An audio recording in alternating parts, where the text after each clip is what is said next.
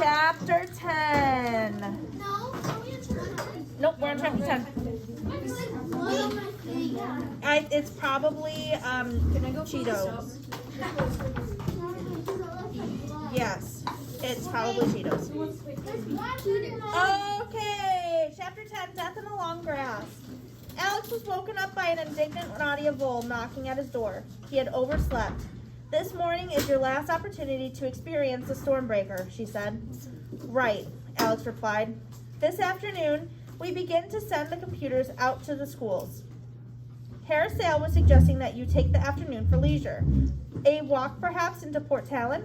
There is a footpath that goes through the fields and then by the sea. You will do that, yes? Yes, I'd like that. Good. And now I will leave you to put on some clothing. I will come back for you in 10 Minuten. Alex splashed cold water on his face before getting dressed. It had been 4 o'clock by the time he had gotten back into his room, and he was still tired. His night expedition hadn't been quite the success he had hoped. He had seen so much: the submarine, the silver boxes, and the death of the guard who had dared drop one. And yet, in the end, he still hadn't learned much of anything. Yasin Grigorovich was working for Herod Sale, that much was certain. But what about the boxes? They could have contained packed lunches for the staff of Sale Enterprises for all he knew, except that you don't kill a man for dropping a packed lunch. Today was March 31st. As Vole had said, the computers were on their way out. There was only one day to go until the ceremony at the Science Museum, but Alex had nothing to report, and the one piece of information that he had sent, Ian Ryder's diagram, had also drawn a blank. There had been a reply waiting for him on the screen of his DS when he turned it on before going to bed. Unable to recognize diagram or letters, numbers, possible map reference, but unable to source map. Please transmit further observations. Alex had thought of transmitting the fact that he actually sighted Yasin Grigorovich, but he had decided against it. If Yasin was there, Mrs. Jones had promised to pull him out, and suddenly Alex wanted to see this through to the end. Something was going on at Sale Enterprises. He'd never forgive himself if he didn't find out what it was. Nadia Vole had come back for him as promised, and he spent the next 3 hours toying with the Stormbreaker. This time he enjoyed himself less, and this time he noticed, when he went to the door, the guard had been posted in the corridor outside. It seemed that Sale Enterprises wasn't taking any more chances where he was concerned. At 1 o'clock arrived, and with it a sandwich, delivered on a paper plate. 10 minutes later, the guard released him from the room and escorted him as far as the main gate. It was a glorious afternoon, the sun shining as he walked out onto the road. He took a last look. Mr. Grin had just come out of one of the buildings and was standing some distance away, talking into a mobile telephone. There was something unnerving about the sight. Why should he be making a telephone call now? And who could possibly understand a word he said? Why would that be a concern? Because Mr. Grin doesn't have a tongue, and how is he going to talk? Because it's all concerned. Yeah, he doesn't have a tongue, right? So he can't really talk very well. So why would he be talking on a phone? Uh-oh.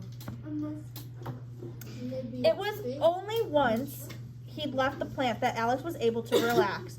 Away from the fences, the armed guards, and the strange sense of threat that pervaded Sale Enterprises. It was as if he were breathing fresh air for the first time in days. The Cornish countryside was beautiful, the rolling hills a lush green dotted with wildflowers. He found the footpath sign and turned off the road. From the lay of the land and remembering the car journey that had first brought him here, he guessed that Port Talon was a couple of miles away. A walk of less than an hour, if the route wasn't too hilly.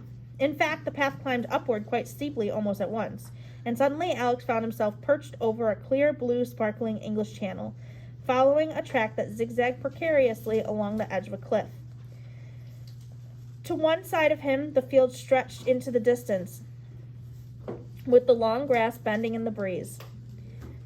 To the other, there was a fall of at least 500 feet to the rocks and water below. Port Talon itself was at the very end of the cliffs, tucked against the sea. It looked almost too quaint from here, like a model in a black and white Hollywood film. He came to a break in the path with a second, much rougher track leading away from the sea and across the fields. His instincts would have told him to go straight ahead, but a footpath sign pointed to the right. There was something strange about the sign. Alex hesitated for a moment. Can you please stop? Thank you. Wondering what it was. Then he dismissed it. He was walking in the countryside, and the sun was shining. What could possibly be wrong? He followed the sign. The path continued, rising and falling for about another quarter of a mile, then dipped down into a hollow. Here the grass was almost as tall as he was, rising up all around him. A shimmering green cage. A bird suddenly erupted in front of him, a ball of brown feathers that spun around on itself before taking flight. Something had disturbed it, and that was when Alex heard the sound of the engine getting closer. A tractor? No, it was too high-pitched and moving too fast. Alex knew he was in danger, the same way an animal does. There was no need to ask why or how. Danger was simply there. And even as the dark shape appeared, crashing through the grass, he was throwing himself to one side, knowing, too late now, what it was that had been wrong about the second footpath sign.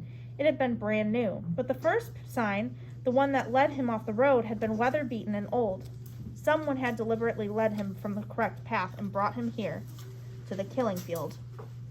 He hit the ground and rolled to one side. The vehicle burst through the grass, its front wheel just inches above his head. Alex caught a glimpse of the squat black thing with 4 fat tires, a cross between a miniature tractor and a motorbike. It was being ridden by a hunched-up figure in gray leather with helmet and goggles. Then it was gone, thudding down in the grass on the other side of him and disappearing instantly, as if a curtain had been drawn. Alex scrambled to his feet and began to run. He knew what it was now. He'd seen something similar on holiday in the sand dunes of Death Valley, Nevada. A Kawasaki 4x4, powered by a 400cc engine with automatic transmission. A quad bike. It was circling now, preparing to come after him, and it wasn't alone. A drone, then a scream, and then a second bike appeared in front of him, roaring toward him, cutting a swath through the grass. Alex hurled himself out of its path, once again crashing into the ground, almost dislocating his shoulder. Wind and engine fumes whipped across his face. He had to find somewhere to hide, but he was in the middle of a field, and there was nowhere apart from the grass itself.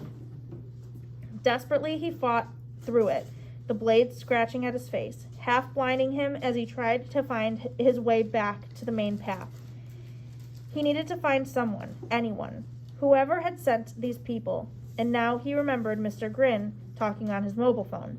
They couldn't kill him if there were witnesses around.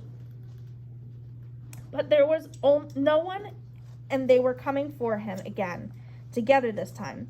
Alex could hear the engines whining in unison, coming up fast behind him. Still running, he glanced over his shoulder and saw them, one on each side, seemingly about to overtake him. It was only the glint of the sun and the sight of the grass slicing itself in half that revealed the horrible truth. The 2 bikes had stretched a length of cheese wire between them. Alex threw himself headfirst, flat on his stomach. The cheese wire whipped over him. If he had still been standing up, it would have cut him in half. The quad bikes separated, arcing away from each other. At least that meant that they must have dropped the wire. Alex had bruised his knee in the last fall, and he knew that it was only a matter of time before they cornered him and finished him off. Half limping, he ran forward, searching for somewhere to hide or something to defend himself with. Apart from the DS and some money, he had nothing in his pockets, not even a penknife. The engines were distant now, but he knew that at any moment they would be closing in again. What would the riders have in store for him this next time? More cheese wire or something worse? It was worse, much worse. There was the roar of an engine, and then a billowing cloud of red fire exploded over the grass, blazing it to a crisp. Alex felt it singe his shoulders, yelled, and threw himself to one side. One of the riders was carrying a flamethrower. He had just aimed a bolt of fire 20 feet long, meaning to burn Alex alive, and he had almost succeeded. Alex was saved only by a narrow ditch in front of him. He hadn't even seen it until he had thudded it into the ground. into the damp soil, a jet of flame licking the air just above him. It had been so close. There was a horrible smell. His own hair. The fire had singed the ends.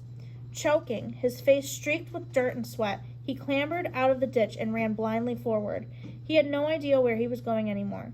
He only knew that in a few seconds the quad would be back. But he had taken only 10 paces before he realized he reached the edge of the field. There was a warning sign. Pardon the interruption. 5th grade. If you are in band, you will go to the shed today. If you are in chorus, you will go to the music room. Again, 5th grade. If you are in band, you'll go to the shed. If you're in chorus, you'll go to the music room. Thank you. Okay. There was a warning sign and an electrified fence stretching as far as he could see. But for the buzzing sound that the fence was making, he would have run right into it. The fence was almost invisible, and the quad bikers, moving fast toward him, would be unable to hear the warning sound over their own engines. He stopped and turned around. About 50 yards away from him, the grass was being flattened by the still invisible quad as it made its next charge. But this time, Alex waited. He stood there, balancing on the heels of his feet like a matador. 20 yards, 10. Now he was staring straight into the eyes of the rider. Saw the man's uneven teeth as he smiled, still gripping the flamethrower. The quad smashed down the last barrier of grass and leaped onto him, except that Alex was no longer there. He had dived to one side, and too late, the driver saw the fence and rocketed on, straight into it. The man screamed as the wire caught him around the neck, almost garroting him. The bike twisted in midair, then crashed down. The man fell into the grass and lay still. He had torn the fence out of the ground. Alex ran over to the man and examined him. For a moment, he thought it might be Yasin, but it was a younger man, dark-haired, ugly. Alex had never seen him before. The man was unconscious but still breathing. The flamethrower lay extinguished on the ground beside him. Behind him, he heard the other bike, some distance away but closing. Whoever these people were, they had tried to run him down, to cut him in half, and to incinerate him. He had to find a way out before they really got serious. He ran over to the quad, which had come to rest laying on its side. He heaved it up again, jumped onto the saddle, and kick-started it, or tried to. His foot scrabbled desperately, but couldn't find anything to kick. Alex cursed. He might have seen the quad bikes in Nevada, but he hadn't been allowed to ride one. He was too young. And now, how do you get the darn thing started? There was nothing to kick, so there had to be some sort of manual ignition. He twisted the key. Nothing. Then he saw a red button right in the middle. He pressed it and the engine coughed into life. At least there were no gears to worry about. Alex twisted the accelerator and yelled out as the machine rocketed away, almost throwing him backward off the saddle. And now he was whipping through the grass, which had become a green blur, hanging on with all his strength as the quad carried him back toward the footpath. He wasn't sure if he was steering the bike or if the bike was steering him, but all he cared about was that he was still moving. His bones rattled as the quad hit a rut in the track and bounced upward. For a ghastly second, Alex thought he was going to be hurled off the bike and into space, but somehow he managed to keep his grip, even though the crash of the tires hitting the ground punched out all his breath. He cut through another green curtain and savagely pulled on the handlebars, trying to bring the machine under control. He had found the footpath and also the side of the cliff. Just 5 yards more and he would have launched himself over the edge and down to the rocks below. For a few seconds he sat where he was, the engine idling. That was when the other quad appeared. The second rider must have seen what had happened. He had reached the footpath and was facing Alex, about 200 feet away. Something glinted in his hands. Resting on the handlebar, he was carrying a gun. Alex looked back the way he had come. It was no good. The path was too narrow. By the time he had turned the quad around, the man would have reached him. One shot and it would all be over. Could he go back into the grass? No. For the same reason. If he wanted to move fast, he had to move forward. Even if that meant heading for a straight-on collision with the other quad, there was no other way. The man gunned his engine and spurted forward. Alex did the same. Now the two of them were racing toward each other, down a narrow path with a bank of earth and rock suddenly rising up to form a barrier on one side and the edge of the cliff on the other. There wasn't enough room for them to pass. They could stop or they could crash, but if they were going to stop, they had to do it in the next 10 seconds. The quads were getting closer and closer, moving faster all the time. Far below, the waves glittered silver, breaking against the rocks. The grass, higher now, flashed by. The man fired his gun twice. Alex felt the first bullet slice past his shoulder. The second ricocheted off the side of his bike, almost causing him to lose control. The wind rushed into him, hammering at his chest and face. It was like the old-fashioned game of chicken. One of them had to stop. One of them had to get out of the way. 3, 2, 1. It was the man who finally broke. He was less than 20 feet away, so close that Alex could make out the perspiration on his forehead. If he fired a third shot now, there would be no way he could miss. But he was traveling too fast. The path was too uneven. He couldn't fire and drive at the same time. Just when it seemed that a crash was inevitable, he twisted his quad and swerved off the path, up into the grass. At the same time, he tried to bring the gun around, but he was too late. His quad was slanting, tipping over onto just 2 of its wheels. The man screamed. His quad hit a rock and bounced upward, landing briefly on the footpath, then continued over the edge of the cliff. Alex had felt the man rush past him, but had seen little more than a blur. Now he shuddered to a halt and turned around just in time to watch the other quad fly off the cliff and into the air. The man, still screaming, managed to separate himself from the machine on its way down. But the 2 of them hit the water at the same moment. The quad floated for a few seconds longer than the man. Who had sent him? It was Nadia Vole who had suggested the walk, but it was Mr. Grin who had actually seen him leave. Mr. Grin had given the order. He was sure of it. Alex took the quad the rest of the way into Port Talon. The sun was still shining and as he sped down into the little fishing village, but he couldn't enjoy it. He was angry with himself because he knew he'd made too many mistakes. He should have been dead now, he knew. Only luck in a low-voltage electric fence had managed to keep him alive. Chapter 11, Doe's Merry Mine. Do you guys want to read it? Yeah. Yeah. Okay. Yes. Okay.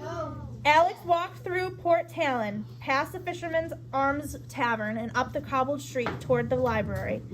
It was the middle of the afternoon, but the village seemed to be asleep, the boats bobbing in the harbor, the streets and pavements empty.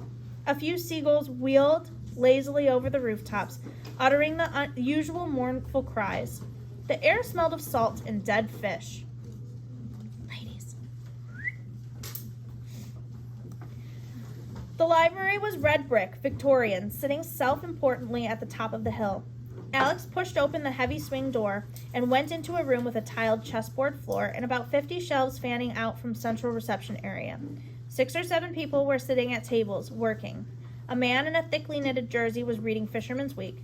Alex went over to the reception. There was the inevitable sign, "Silence, please." Beneath it, an elderly, round-faced woman sat reading Crime and Punishment. "Can I help you?" Despite the sign, she had such a loud voice that everyone looked up when she spoke. Yes, Alex had come here because of a chance remark made by Herod Sale. He had been talking about Ian Ryder. Spent half his time in the village, in the port, in the post office, the library. Alex had already seen the post office, another old-fashioned building near the port. He didn't think he'd learn anything there, but the library, maybe Ryder had come here looking for information. Maybe the librarian would remember him. "I had a friend staying in the village," he said. "I was wondering if he came here. His name's Ian Ryder." "Ryder with an I or a Y? I don't think we have any Ryders at all." The woman tapped a few keys on her computer, then shook her head. "No. He was staying at Sale Enterprises," Alex said. "He was about 40, thin, fair-haired. He drove a BMW. "Oh, yes," the librarian smiled. "He did come here a couple of times. A nice man, very polite.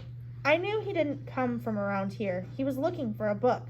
"Do you remember what book?" "Of course I do. I can't always remember faces, but I never forget a book. He was interested in viruses." "Viruses?"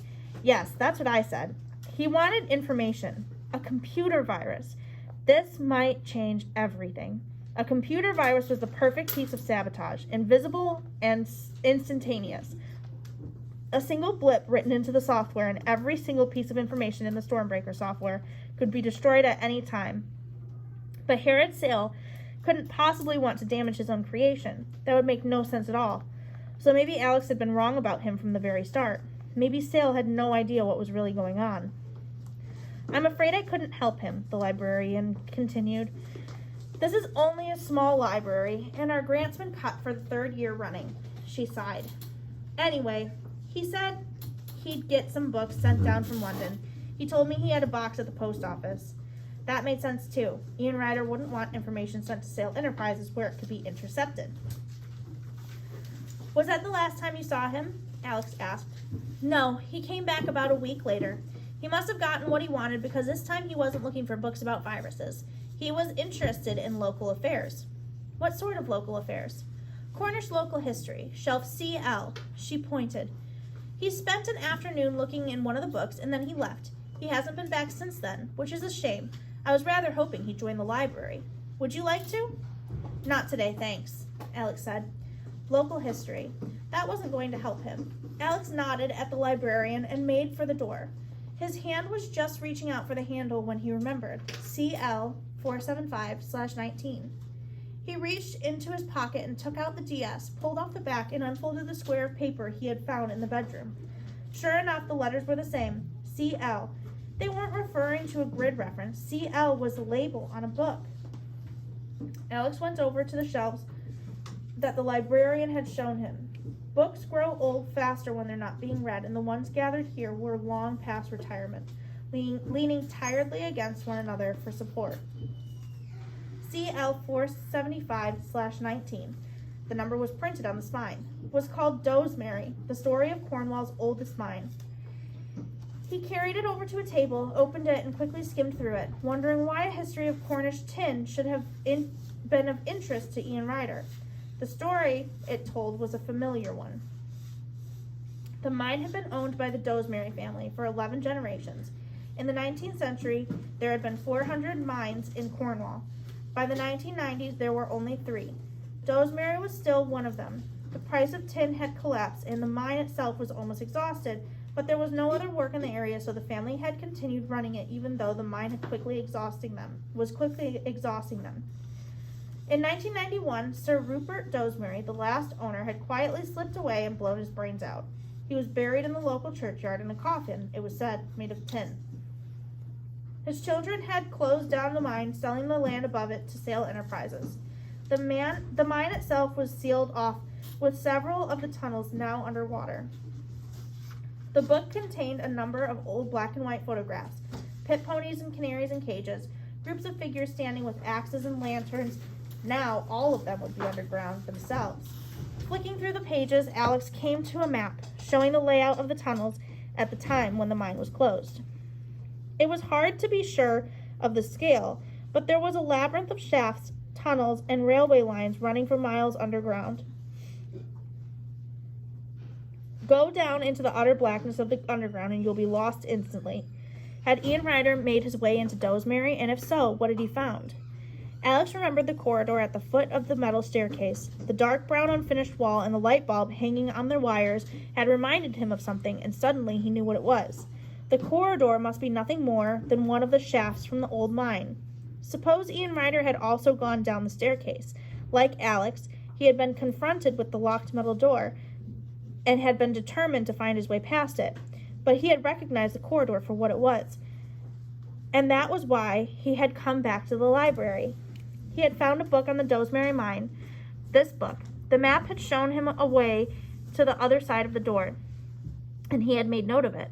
Alex took out the diagram that Ian Ryder had drawn and laid it on the page, on top of the map.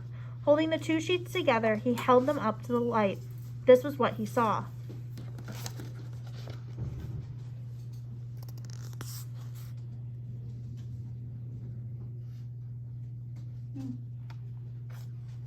The blue lines that Ryder had drawn on the sheet fitted exactly over the shafts of the mine, showing the way through. Alex was certain of it. If he could find the entrance to Dozemary, he could follow the map through the other side of the metal door. 10 minutes later, he left the library with a photocopy of the page. He went down to the harbor and found one of those maritime stores that seemed to sell anything and everything. Here he bought himself a powerful flashlight, a jersey, a length of rope, and a box of chalk. Then he climbed back into the hills. Back on the quad, Alex raced across the cliff tops with the sun already sinking in the west. Ahead of him, he could see the single chimney and crumbling tower that he hoped would mark the entrance to Kernawack Shaft. It took the name from the ancient language of Cornwall. According to the map, this was where he should begin. At least the quad had made his life easier. It would have taken him an hour to reach it on foot. He was running out of time, and he knew it. The first Stormbreakers would have already begun leaving the plant, and in less than 24 hours, the Prime Minister would be activating them. If the software really had been infected with some sort of virus, what would happen? Some sort of humiliation for both Sale and the British government, or worse? And how did a computer bug tie in with what he had seen the night before? Whatever the submarine had been delivering on the jetty, it couldn't be anything to do with computers. The silver boxes with their vacuum seal looked like something out of Star Wars. And you don't shoot a man for dropping a hard drive. Alex parked the quad next to the tower and went in through the arched doorway. At first, he must have made some sort of mistake. The building looked more like a ruined church than an entrance to a mine. Other people had been here before him. There were a few crumpled pop cans and old potato chips packets on the floor, and the usual graffiti on the wall. JRH was here. Nick loves Cass. Visitors leaving the worst parts of themselves behind in fluorescent paint. His foot came down on something that clanged, and he saw he was standing on a metal trap door. Grass and weeds were sprouting around the edge. But putting his hand against the crack, he could feel a draft of air rising from below. This must be the entrance to the shaft. The trap door was bolted down with a heavy padlock, several inches thick. Alex swore silently. He had left the zit cream back in the room. The cream would have eaten through the bolts in seconds, but he didn't have time to go all the way back to Sale Enterprises to get it. He knelt down and shook the padlock in frustration. To his surprise, it sprang open. Somebody had been here before him. Ian Ryder. It had to be. He must have managed to unlock it and hadn't fully closed it again, so it would be open when he came back. Alex pulled the padlock out and grabbed the trapdoor. It took all his strength to lift it, and as he did so, a blast of cold air hit him in the face. The trapdoor clanged back, and he found himself looking into a black hole that stretched further than the daylight could reach. Alex shone his flashlight into the hole. The beam went about 50 feet, but the shaft went further. He found a pebble and dropped it in. At least 10 seconds passed before the pebble rattled against something far below. A rusty ladder ran down the side of the shaft. Alex checked that the quad was out of sight, then looped the rope over his shoulder and shoved the flashlight into his belt. He didn't enjoy climbing into the hole.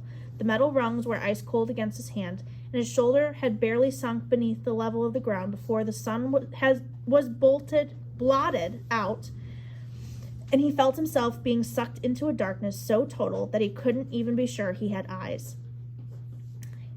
But he couldn't climb and hold onto the flashlight at the same time. He had to feel his way, a hand, then a foot, descending further until at last his heel struck the ground, and he knew he had reached the bottom of Kernawack Shaft. He looked up. He could just make out the entrance he had climbed through, small, round, and distant as the moon. He was breathing heavily. The air was thin and smelled faintly metallic. Trying to fight off the sense of claustrophobia, he pulled out the flashlight and flicked it on. The beam leaped out of his hand, pointing the way ahead and throwing pure white light onto his immediate surroundings. Alex was at the start of a long tunnel, the uneven walls and ceiling held back by wooden beams. The floor was already damp, and a sheen of salt water hung in the air.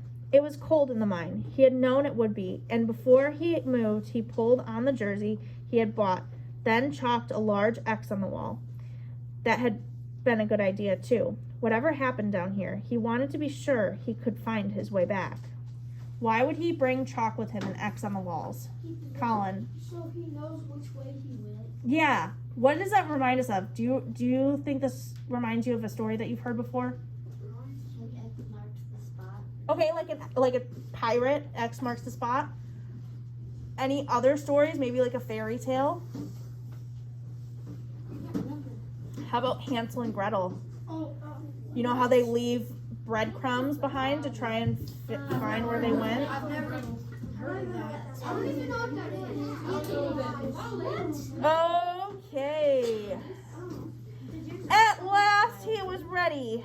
He took 2 steps forward, away from the vertical shaft, and into the start of the tunnel, and immediately felt the weight of the solid rock, the soil, and the remaining streaks of tin bearing down on him. It was horrible here, like being buried alive, and it took all his strength to force himself on. After about 50 paces, he came to a second tunnel, branching off to the left. He took out the photocopied map and examined it. According to Ian Ryder, this was where he had to turn off. He swung the flashlight around and followed the tunnel, which slanted downward, taking him deeper and deeper into the earth.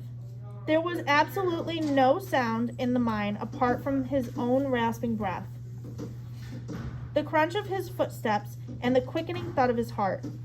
It was as if the blackness was wiping out sound as well as vision. Alex opened his mouth and called out, just to hear something, but his voice sounded small and only reminded him of the huge weight above his head. This tunnel was in bad repair.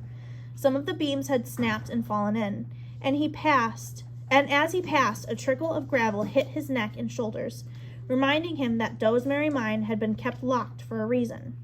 It was a terrible place. It could collapse at any time. The path took him even deeper. He could feel the pressure pounding in his ears, and as the darkness grew thicker and more oppressive, he came to a tangle of iron and wire, some sort of machine long ago buried and forgotten. He climbed over it too quickly, cutting his leg on a piece of jagged metal. He stood still for a few seconds, forcing himself to slow down. He knew he mustn't panic. He forced himself to think. If you panic, you'll get lost. Think of what you're doing. Be careful, one step at a time. Okay. He whispered the words to reassure himself, then continued forward. Now he emerged into a sort of wide circular chamber, formed by the meeting of 6 different tunnels, all coming together in a star shape. The widest of these slanted in from the left, with the remains of a railway track. He swung the flashlight and saw a couple of wooden wagons that must have been used to carry equipment down or tin back up to the surface. Checking the map, he was tempted to follow the railway, which seemed to offer a shortcut across the route that Ian Ryder had drawn, but he decided against it. The map told him to turn the corner and go back on himself. There had to be a reason. Alex made another 2 chalk crosses, one for the tunnel he had left, another for the one he was entering. He went on. This new tunnel quickly became lower and narrower until Alex couldn't walk unless he crouched. The floor was very wet here, with pools of water rising up to his ankles. He remembered how near he was to the sea, and that brought another unpleasant thought. What time was high tide? And when the water rose, what would happen inside the mine? Alex suddenly had a vision of himself trapped in blackness, with water rising up to his chest, his neck, over his face. He stopped and forced himself to think of something else. Down here, on his own, far beneath the surface of the earth, he couldn't make an enemy of his imagination. The tunnel curved, then joined a second railway line. This one bent and broken, covered here and there with rubble, which must have fallen from above. But the metallic tracks made it easier to move forward, picking up the reflection of the flashlight. Alex followed them all the way to a junction with the main railway. It had taken him 30 minutes, and he was almost back to where he had started, but shining the flashlight around him, he saw why Ian Ryder had sent him the long way around. The shorter route had been blocked by a tunnel collapse, about 30 yards up the line. The main railway came to a dead end. He crossed the track, still following the map, and stopped. He looked at the paper, then again at the way ahead. It was impossible, and yet there was no mistake. He had come to a small, round tunnel dipping steeply down, but after a brief stretch, the tunnel simply stopped, and with what looked like a sheet of metal barring the way. Alex picked up a stone and threw it. There was a splash. Now he understood. The tunnel was completely submerged in water, as black as ink. The water had risen up to the ceilings of the tunnel, so even assuming he could swim in the temperatures that must be close to freezing, he would be unable to breathe. After all his hard work, after all the time he had spent underground, there was no way forward. Alex turned in frustration. He was about to leave, but even as he swung the flashlight around, the beam picked up something lying in a heap on the ground. He went over to it and leaned down. It was a diver's dry suit, and it looked brand new. Alex walked back to the water's edge and examined it with the flashlight. This time he saw something else, a rope that had been tied to a rock. It slanted diagonally into the water and disappeared. Alex knew what it meant. Ian Ryder had swum through the submerged tunnel. He had worn a dry suit, and he had managed to fix a rope to guide him through. Obviously, he had planned to come back. That was why he had left the dry suit there, and why he had left the padlock open. Alex picked up the dry suit. It was too big for him, although it would probably keep out the worst of the chill. But the cold wasn't the only problem. The tunnel might run for 10 yards. It might run for 100. How could he be sure Ian hadn't used scuba equipment to swim through? If Alex went down there into the water and ran out of breath halfway, he would drown. Again, his imagination got the better of him. He could see himself pinned underneath the rock in the freezing blackness. He couldn't imagine a worse way to die. He stood for a moment, holding the suit in his hands.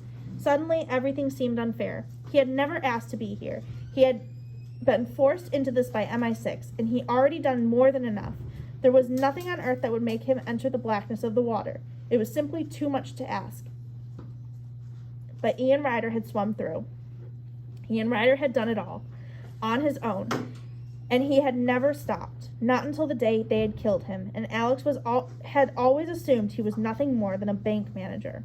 He felt his resolve give way to anger. These people, Sale, Yasin, whoever, had snuffed out his uncle's life simply because it had suited them.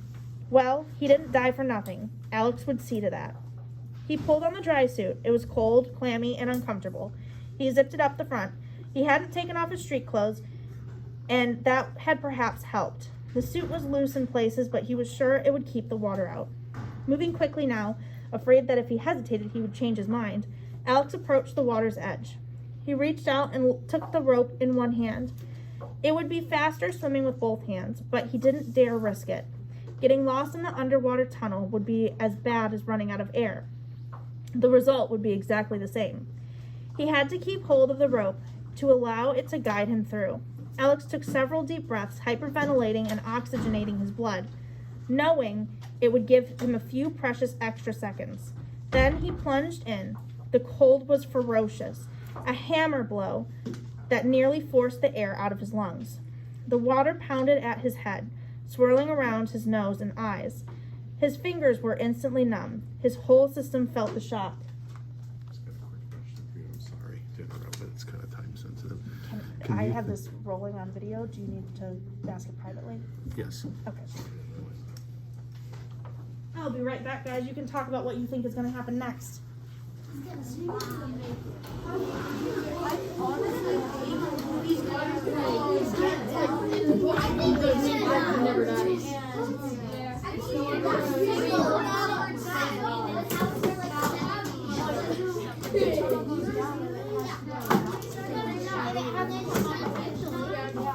Yeah, you already got broken.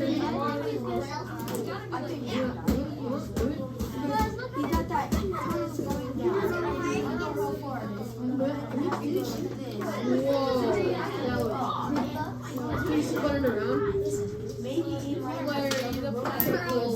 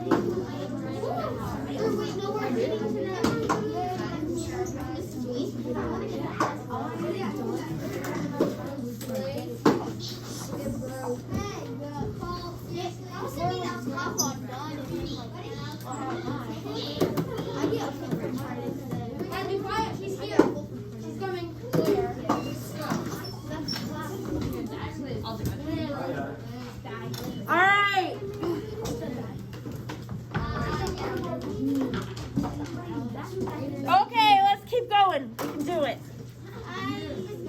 Oh, no, we can't do it. We're done. We're out of class. Bummer. That's for the Thank you. I think, wait.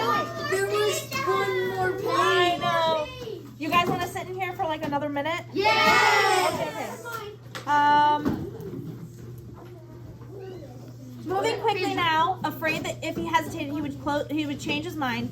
Alex approached the water's edge. He reached out and took the rope in one hand. It would be faster swimming with both hands, but he didn't dare risk it. Getting lost in the underwater tunnel would be as bad as running out of air. The result would be exactly the same. He had to keep hold of the rope to allow it to guide him through. Alex took several deep breaths, hyperventilating and oxygenating his blood, knowing it would give him a few precious extra seconds. Then he plunged in. The cold was ferocious, a hammer blow that nearly forced the air out of his lungs.